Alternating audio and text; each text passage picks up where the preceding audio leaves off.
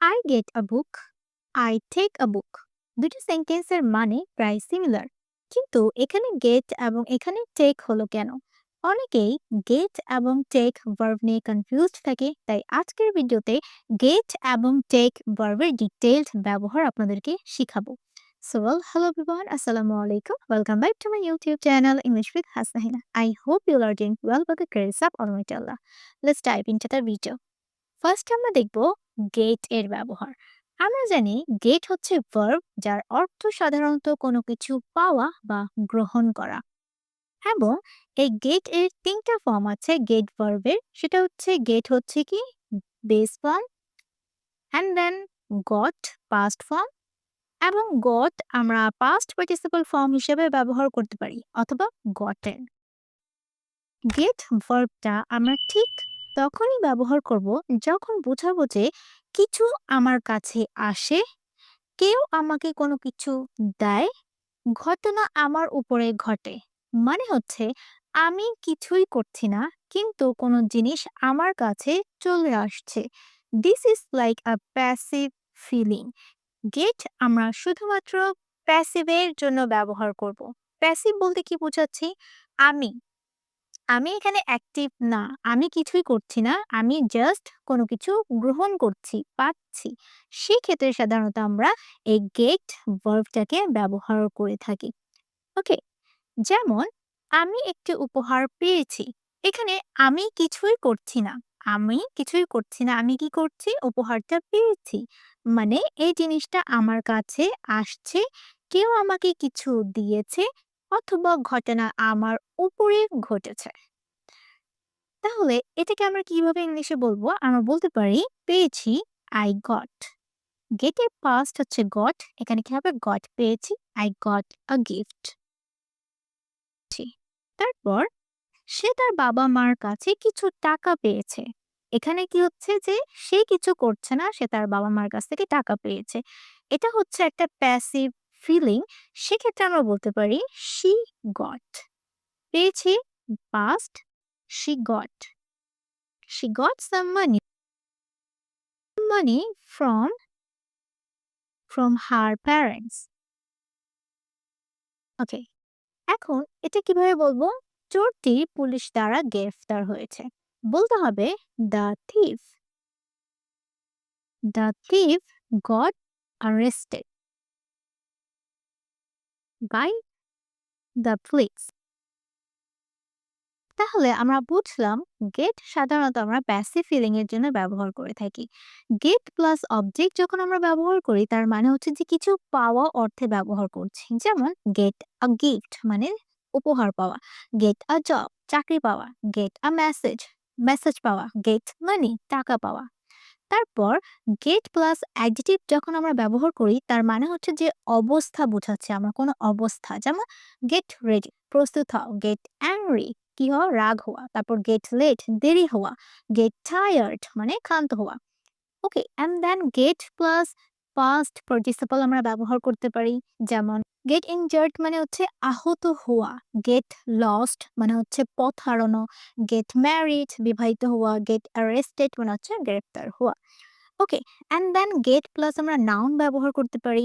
যেমন gate information মানে হচ্ছে তথ্য পাওয়া, গেট সাপোর্ট সাপোর্ট পাওয়া, গেট আ ফোন কল একটা ফোন কল পাওয়া, গেট আ রিওয়ার্ড মানে হচ্ছে পুরস্কৃত হওয়া।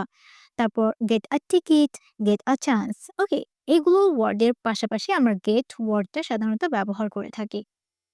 এখন এই সবকিছু কিন্তু একটা প্যাসিভ অবস্থাতেই হয়ে থাকে, প্যাসিভ ফিলিং হয়ে থাকে। যেমন এগুলো কিন্তু কর্তা কিছু করছে না, হ্যাঁ? কিছু আমার কাছে আসে, আমাকে কেউ দেয়, বা ঘটনাটা আমার সাথে ঘটছে, আমি কিছু করছি না। এই অর্থে সাধারণত গেটের ব্যবহারটা হয়ে থাকে। এখন আমরা দেখব টেক। আমরা সবাই জানি টেক মানে হচ্ছে কোনো কিছু নেওয়া। টেকের পাস্ট হচ্ছে, টেকের বেস ফর্ম হচ্ছে টেক, টেকের পাস্ট হচ্ছে টুক, অ্যান্ড দেন টেকেন। তাই না? আমরা টেকেন বলি। এই টেক ভার্বটা আমরা ঠিক তখনই ব্যবহার করব যখন আমি নিজে কোনো কাজটা করব, নিজে গিয়ে কোনো কিছু নিব, অথবা কন্ট্রোল আমার হাতে থাকবে। তার অর্থ হচ্ছে এই টেক ভার্বটা আমরা সবসময় অ্যাক্টিভ ফর্মে ব্যবহার করব। অ্যাক্টিভ। ওকে, কাজটা কে করছে? কর্তা নিজেই করছে, সেজন্য এই টেক সবসময় অ্যাক্টিভ ফর্মে হয়ে থাকে। যেমন আমি টেবিল থেকে বইটা নিলাম।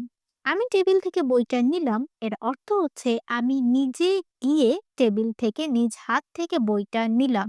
কেউ আমাকে কিন্তু কিছু দেয়নি। আমি নিজেই টেবিলের পাশে গিয়ে বইটা নিয়েছি। ওকে? এই কাজটা আমি নিজেই করেছি। সেক্ষেত্রে এখানে টেক ভার্বটা হবে। সেক্ষেত্রে আমরা বলতে পারি নিলাম I took I took the book from the table. ওকে? এই কাজটা আমি নিজে করলাম। তারপর সে আমার কলম নিল। সে আমার কলম নিল বলতে সে নিজেই এসে আমার কলমটা নিল। সেক্ষেত্রে কি হবে? She took my pen. She took my pen. And then এই সেন্টেন্সটাকে কিভাবে বলবো? সে তার ব্যাগ থেকে টাকা নিল। সে নিজেই তার ব্যাগ থেকে টাকাটা নিল। এটা কি অ্যাক্টিভ ফর্মে আছে।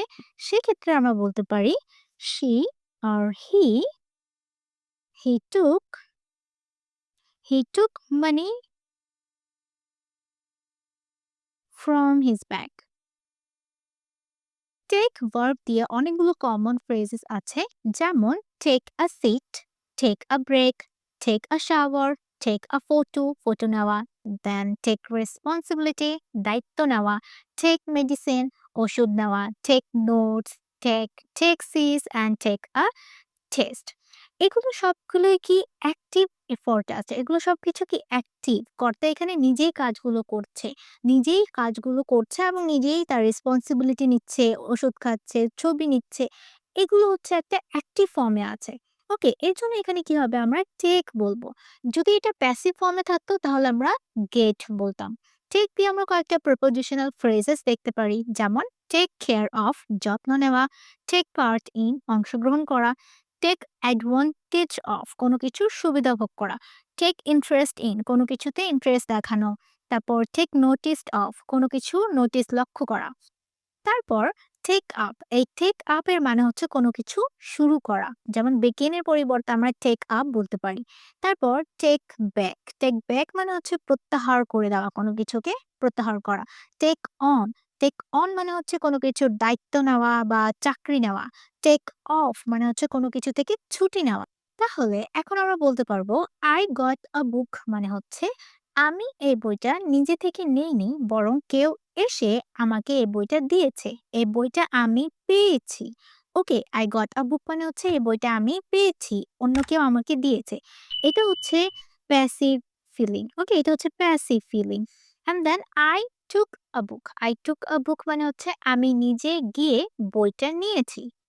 এই কাজটা আমি নিজে করেছি। আমি নিজে গিয়ে বইটা নিয়েছি। এটা হবে কি অ্যাক্টিভ ফিলিং। ওকে? তাহলে গট আ বুক মানে হচ্ছে বই পাওয়া, টেক আ বুক মানে হচ্ছে বইটা নেওয়া, নিজে গিয়ে নিজের কাজটা করা। ওকে?